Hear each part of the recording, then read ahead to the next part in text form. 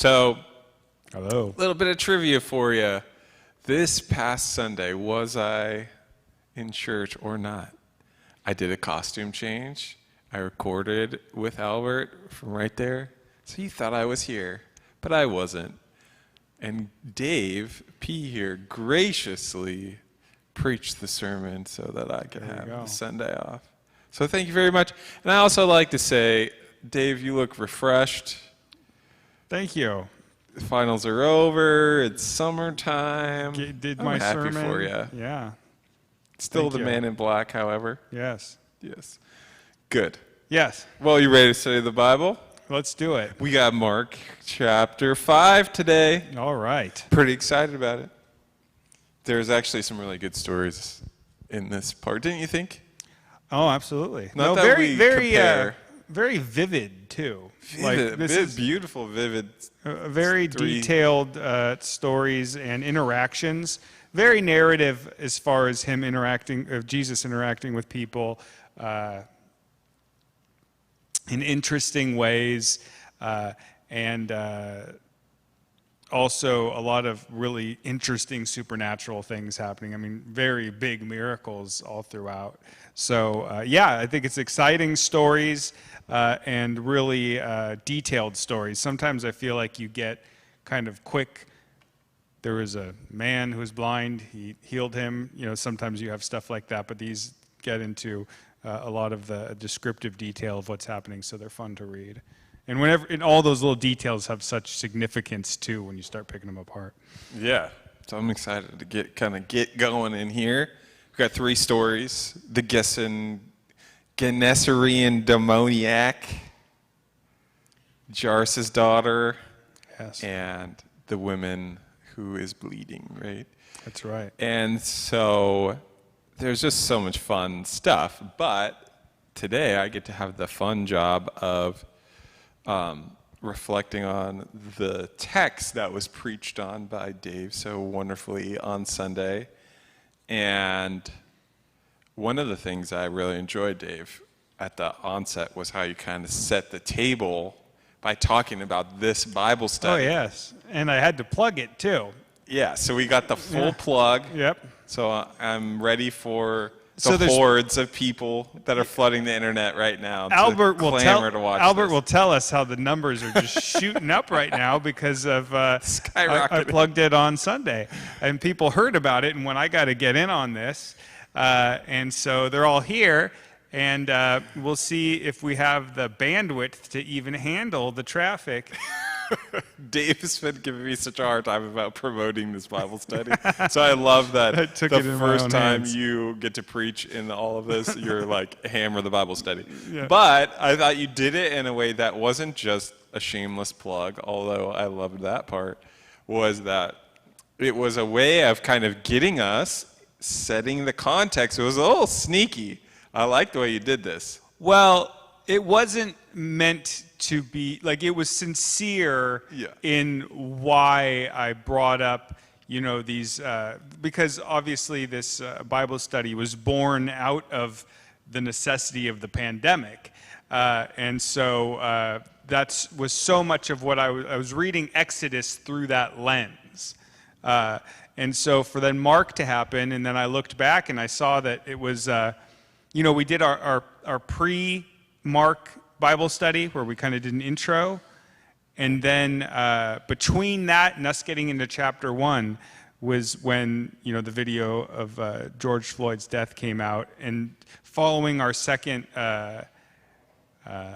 Bible study, I think we actually skipped the 3rd week because that's when you went out to downtown LA when you were asked to attend one of the protests there. So Mark became, for me, really connected to that world event in a way that Exodus was connected to the pandemic. And for me, I was started to read it through that lens, meaning here we are looking at injustice and a crying out of pain. How does Jesus react to these things? And in ways, you know, how do we learn kind of the kingdom ethic way of responding to things. So that became one of the lenses I read Mark with. And so when we first were planning on looking at Mark, that wasn't part of the way I was looking at it, because it hadn't really happened yet. So that's how it led me to focus on that for this story. So yeah, that's been a very informative and really important and influential thing on me to be going through these books when we're going through all this stuff worldwide. So yeah. Yeah, and I'm enjoying kind of just thinking of these pictures of Jesus in this season. I think it's been helpful to sort of help unpack what's going on and to just give us the biblical framework as to keep that in the forefront of our minds as we're journeying together through one of the more challenging seasons since I've been alive. So I think that that's really good. And I meant to say that by way of that one of the fun, I think, ways of understanding our first story about this Gennesarean demoniac is to apply this Exodus imagery and matrix onto this particular story, and to see there might be some significant similarities. I try to, I think you can kind of see a couple. You could see maybe Mark, depending on how you interpret it and how much we just think he's just alluding to things, or we're just adding on to it later. But like I said, I think in the story of when Jesus is crossing through the Sea of Galilee, one of the ways that it's talked about in the commentaries is to say he's crossing through to the other side, meaning that he's going from his hometown and his people to another territory that is not his hometown, where Gentiles are. And so there's a crossing of a sea in order to get there. But then once we are introduced to this character, who, man, he's like creepy guy, and he's chained up, he is tortured, he's torturing his community. I thought of a literary allusion at this point, like the telltale heart of his community, where it's like, and I loved how you talked about that a little bit in your sermon, like about being potentially normalized in the fact that this guy is tortured, he can't even be contained, he's been put into this one region, they don't know what to do with him, he's possessed, and then we get some really interesting imagery, right? Because we learn that he's demon possessed, but he has multiple demons, and not only that, they're described as legion, which is the expression of a military, like 200 Roman soldiers are called the legion. And so now these demons are being talked about with this Roman affiliation. So then we see those demons then cast into the sea. So the imagery here, one could say, if we remember our Exodus Bible study, is to say that in some ways Mark is trying to position Jesus as the new Moses, and to say Jesus is also here to deliver and to save and to liberate. So he's doing it through this one demon-possessed man, but I mean, the imagery here is pretty strong to say, look, here's a Roman legion being cast into the sea. Where have we seen that before? In the book of Exodus. So we see here another theological claim about Jesus and what he was on the scene to do according to the book of Mark. And so we see him as the great liberator in the story. That should make sense to us because not in Mark, but in like Matthew, we learn that when Jesus preached his first sermon, what did he say? He was preaching the good news to the poor, set the captives free, the fulfillment of that Isaiah prophecy, which is what the Messiah would look like. So the fact that he's doing these things in Mark, now in Gentile territory, is a way of saying he is the Messiah, fulfillment of these allusions or precursors to what the Messiah would look like, and a great deliverer like Moses. Also interesting in the story, there's many interesting things, is he tells this man that has been healed that he can go and talk about it. Whereas every other time we see him say, even later with Jairus' daughter, he's saying, don't tell anybody. And so I also think that is interesting because a lot of times, and I think this is true, that Mark was written mainly for a Jewish audience. But we see sort of an exception to this rule, in my opinion, here, where Jesus is saying for the Gentiles, it's almost like this is getting us ready for where we're headed, that for the Gentiles, yes, you should go tell this community what happened to you and to start bear witnessing to this other people group that, Jesus is coming for them too. So those are some of the things I took from the story.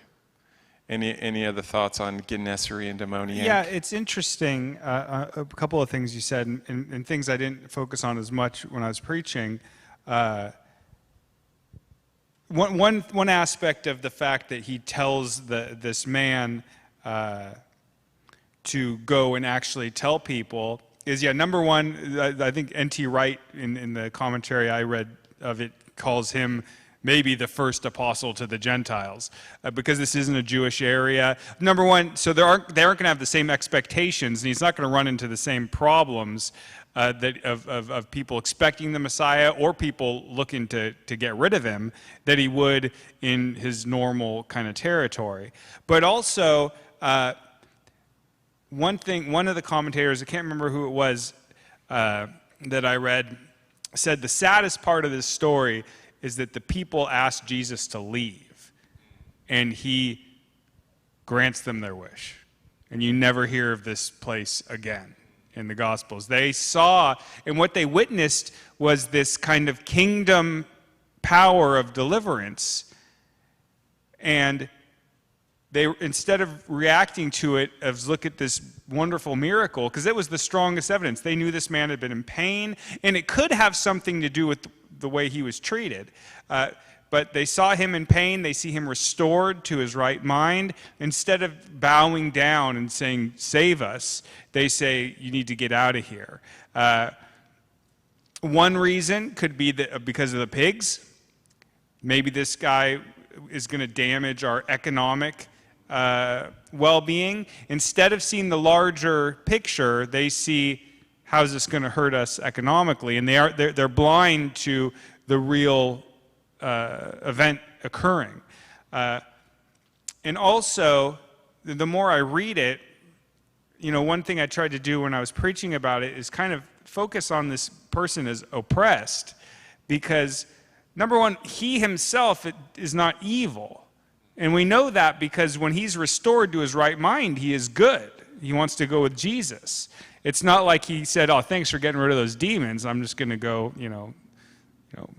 punch people, for the rest of my life. Instead, there was some oppression happening both on the supernatural level, and it does seem on the communal level, because there was at least a couple of the commentators, and this is revealed about the community here as well by their response to Jesus, but their treatment of a man that was, suffering in pain, because we don't get any story of this man doing anything to them other than him breaking the chains they put on him and hurting himself. But he is a nuisance and possibly viewed as dangerous, so they push him away. So there might be some sort of persecution of this person. lack of compassion. And so when Jesus comes and does the compassionate thing, they are going to respond not so much as joyous, but they could see, oh, he did something we didn't do, and now he's causing trouble. Let's tell him to leave. And they miss the boat. And so Jesus says, well, you better tell them what's going on here, because I'm not sticking around. They asked me to go. So I don't know. I thought that was interesting, and I think it's a good lesson for us to keep our eye on what's Jesus doing in his compassionate kingdom manner of redeeming people in pain. And we shouldn't find ways to ignore that or write it off. So that came through a lot when I was reading it. So those were some things. Yeah, so let me take this to the more anecdotal side. So one of the things this story reminded me of was, well, I had it in mind, and I was listening to a podcast about homelessness, and one of my colleagues, Amy Quigley, part of her story about how she got into the work of helping people that are currently unhoused and helping them through the church. She works with some of the most severe mental illness cases in Hollywood, and before COVID, they would have a winter shelter, take them in for 3 months, and then, work on getting most of them into housing. But part of her origin story is that for one Lent, one of the things that she decided to do was to try and meet. I like this Lent. Oh, hold on, try this one, but it was meet somebody new and find out what their name is. So I think she said the first day she met a security guard at her church that she didn't know their name. But then the second day, she felt prompted by God to go and try and learn the name of the person that was sleeping on a park bench that had been there for months and months and months. And she was like, this was the smelliest, kind of disgruntled, very, scary kind of looking person that was outside on a park bench. But she felt prompted by God to go just find out that guy's name. And so she went and she sat with him, tried to talk with him. For 3 days, it took her to finally learn his name. But then, out of learning his name, she began to learn all the multifaceted ways in which he ended up where he was. And so all of a sudden, by getting to know this person, she was learning about mental health system, she was learning about social services, she was learning about the VA, she was learning about substance abuse, she was learning about housing, and how people are paid paycheck to paycheck. So what I mean to say is, when you have these encounters with homelessness, all of a sudden you realize, oh, there's a lot, it's complex, and there's a lot of factors that are working in order to contribute to the end product of one person struggling in this way. And they might not have all the same issues, but in a way you can see certain people that may have multiple of these issues. And so it made her feel called to be into it. And what I think is interesting about it is, one of the things I take from the story is, if you just go to find out somebody's name, that you might discover all of these things, and you have to go with the intention of wanting to really know and dignify the human behind whatever the issue is. So I thought that was kind of an interesting parallel, or an interesting anecdotal story that maybe modernizes some of the issues going around, and yeah, I think I've personally seen people that have gotten housed, have gotten jobs, and the difference that makes from them living on the street is to say, man, this person now had that person inside of them all along, but there was a lot of things that had to be cast into the sea so that we could get them delivered and back on their feet, and no one's ever finished. But I thought that it just made me think of kind of stories like that. And Jesus, how brilliant that he's willing to go where nobody else would be willing to go. And it's so strange that I do think that fear is a thing we haven't talked about, but it seems like that's very present for people watching miracles. Like as a kid, I always wanted to see a miracle because that proves God, you exist, But also, I wonder if we actually saw one, what the emotional response would be, I think part of it would be this is really freaky. And I don't know how to process that emotion. So maybe it's just genuinely people were afraid and they were like, I can't handle that. I don't know. But yeah, it seems weird because you'd think they'd be like, dang, that guy, if Jesus can handle that, what couldn't he handle? So that's it for that story. You got anything else? Well, it kind of leads us into some of our other stories, but it's a little side note that kind of, I think, is thematic of the chapter. And it's a little bit tougher in this story because we don't really know who's in charge when this man approaches Jesus. But the fact that he approaches him, because all three of these people in this chapter initiate the relationship with Jesus. So he comes to Jesus as soon as Jesus gets off the boat, or the demons do. I don't know. They're the ones going, "What do you want with us?" But it's possible that the man is, whatever is going on in there is coming to Jesus. But then when we see Jairus and we see this woman, they are the ones initiating and coming to Jesus. So there seems to be a thread throughout all these stories of approaching Jesus that is somewhat instructive of how we can approach him too. So that was a little thing that I thought connected to the rest of them. But we can talk about that more as we get into these other stories. Cool. You want to do what your dad wrote? Yeah, so we have this story of Jesus being approached by a Jewish leader, Jairus, but then as he's on his way, Jairus asks him to, am I saying that right? Jairus? That's what I'm going to say. When Jairus asks him, my daughter is sick, I need you to come heal her. While he's on the way, or is dying is what he says. When he's on the way, this encounter happens with this woman where she has been bleeding had this problem, subject to bleeding for, it says 12 years. She's spent all her money trying to get well again. And she just reaches out, touches Jesus' cloak, and is healed. So my dad provided some thoughts on that.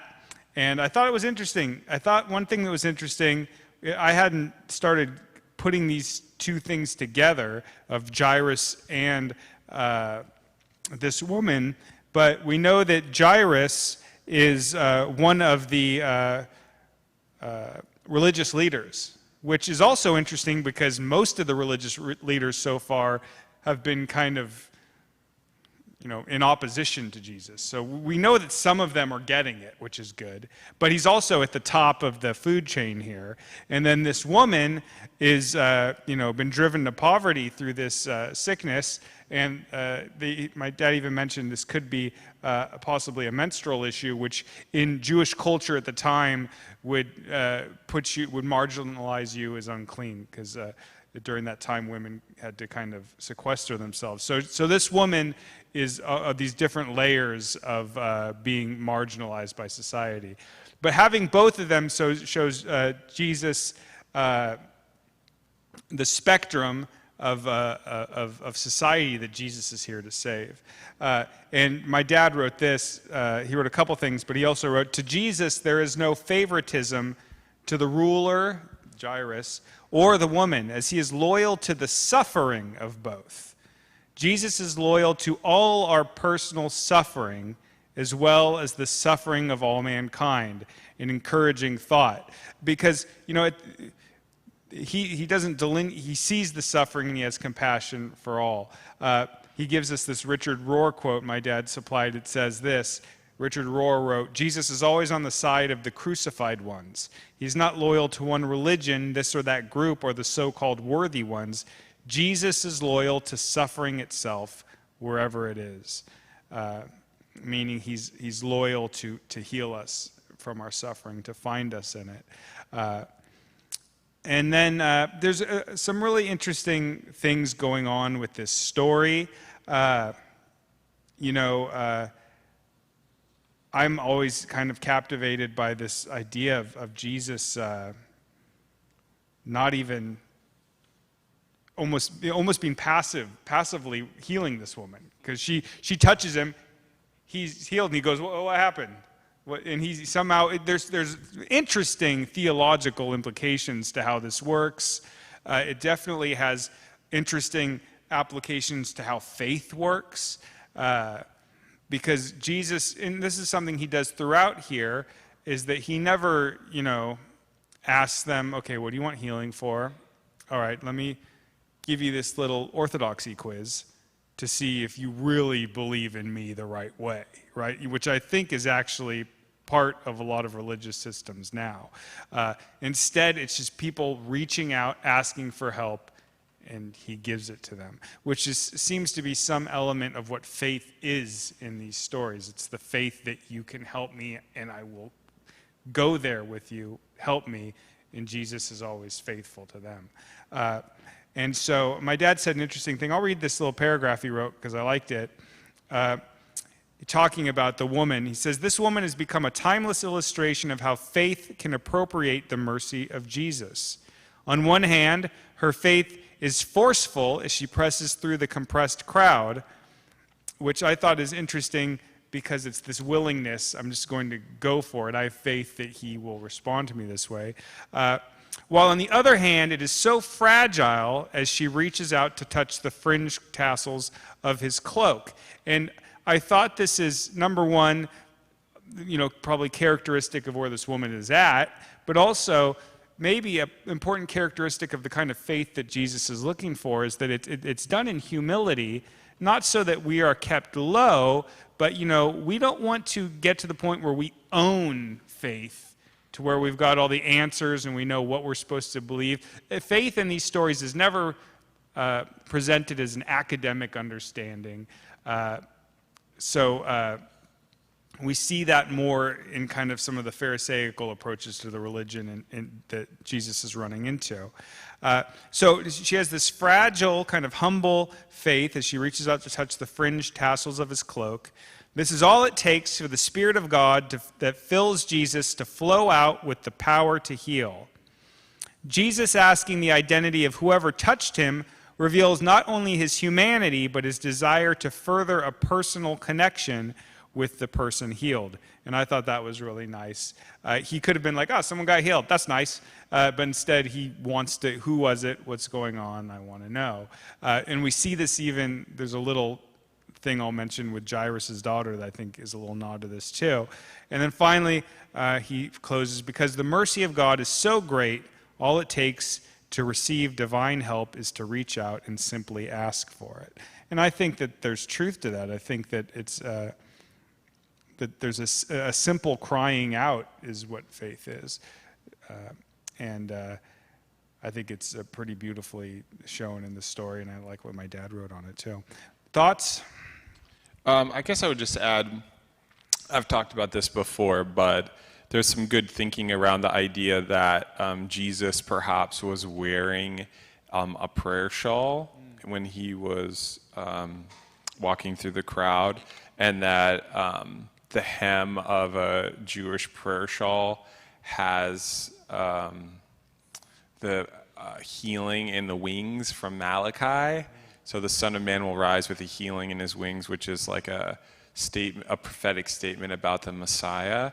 And so the hem of a Jewish garment could mean that this was an expression. We see Mark here putting into another unlikely character the insight that Jesus was Messiah. Was this something that other religious leaders or Jewish men would wear, and that symbolism of the wings of Malachi was something they wore too? Yeah, every rabbi. So it was a symbol to them, but it's the reality, the wings with Jesus.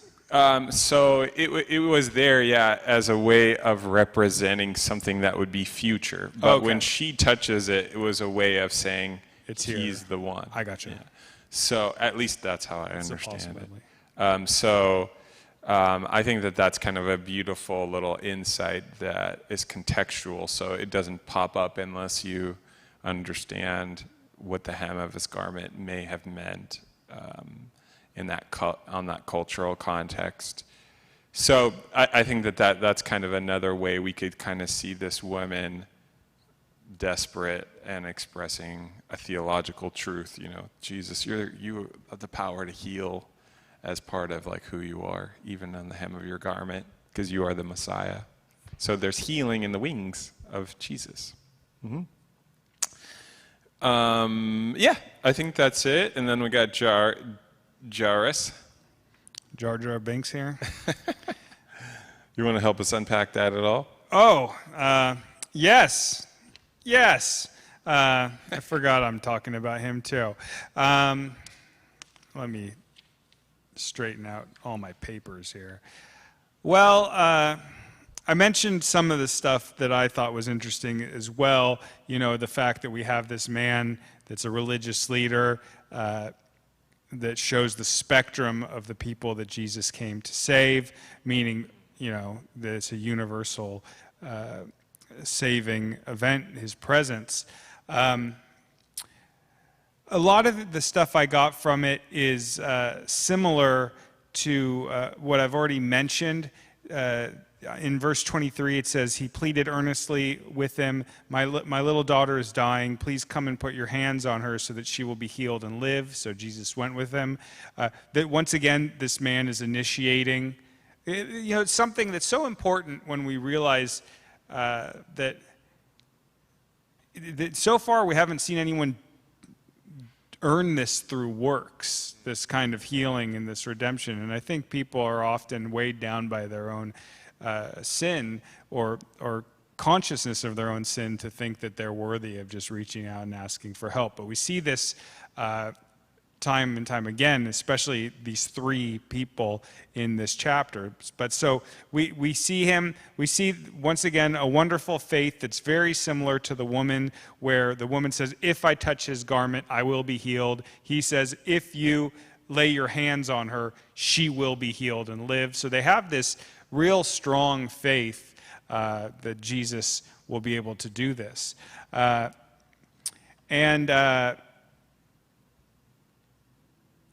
think that's important.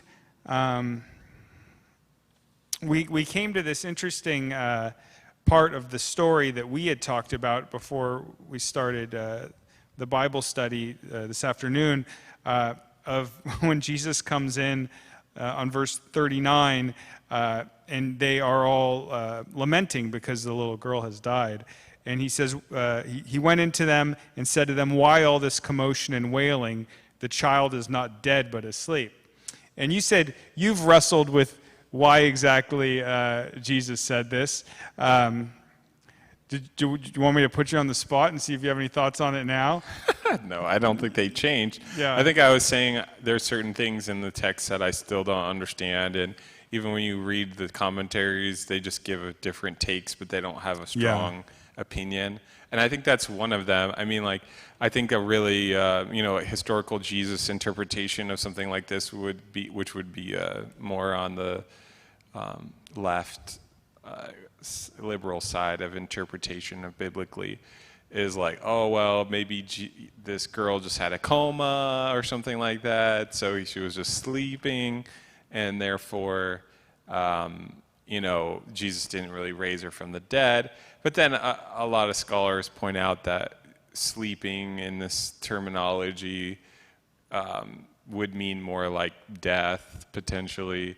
But you're just still left with the question, like, why did Jesus say that? And maybe one day I'll get the answer to it, but it's still an open question to me. Yeah, I guess whenever I'd read this story before, I mean, I also thought it was, it always stuck out, because also it seemed like maybe not the most sensitive thing to say at the moment, but also, if you're going to heal her, you can say whatever you want. yeah, that's when you're Jesus, you say whatever you want, and then we figure it out. But I guess sometimes we catch Jesus really speaking in this long-term, eternal point of view, where death is just sleeping in the context of the resurrection, too, to a certain degree. So I don't know, sometimes I pick up a little bit of that.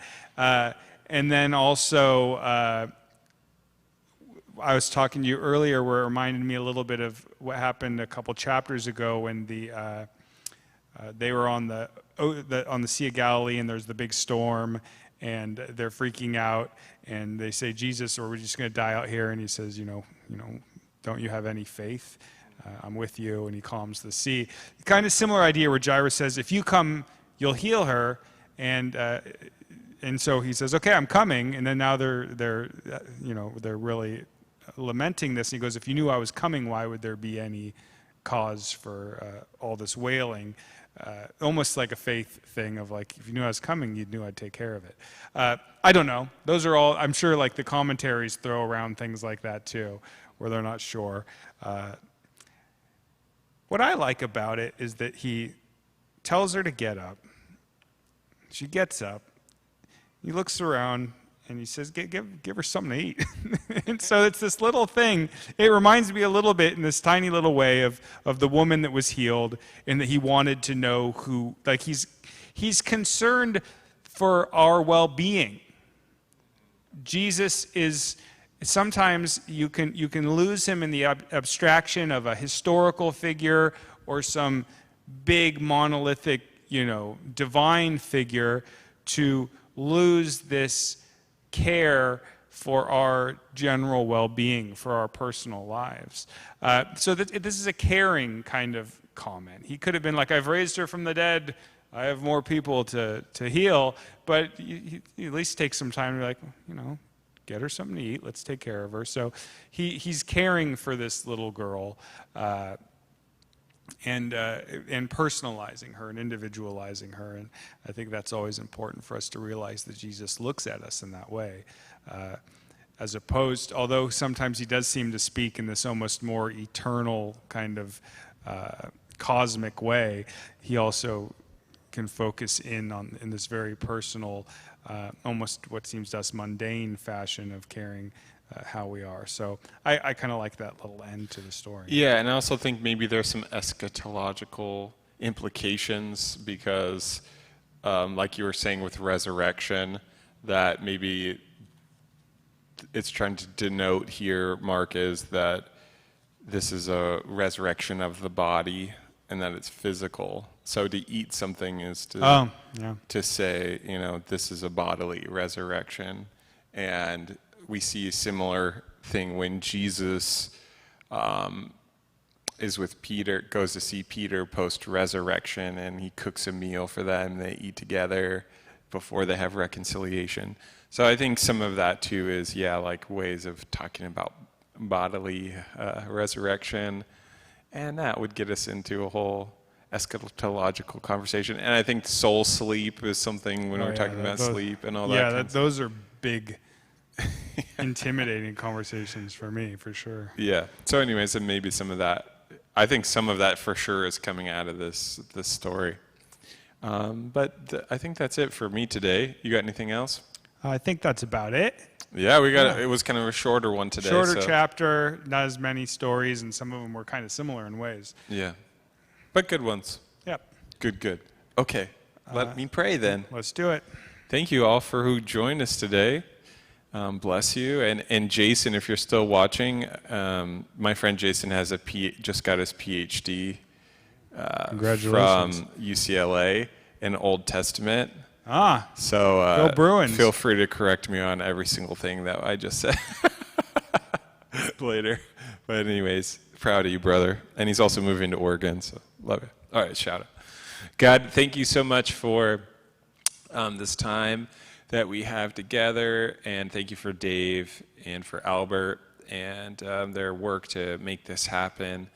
I pray that you'd just bless everybody that's part of this Bible study with the insight that only you can provide from your scripture, Lord, and just help us to understand it better. We come to you with our questions, and we also come to you with our desire to walk in your ways. And so would you take these words that we're learning and help us to live them in the best way we can in our little neck of the woods here in Redondo Beach. We love you, God. In your precious and holy name we pray. Amen. Amen.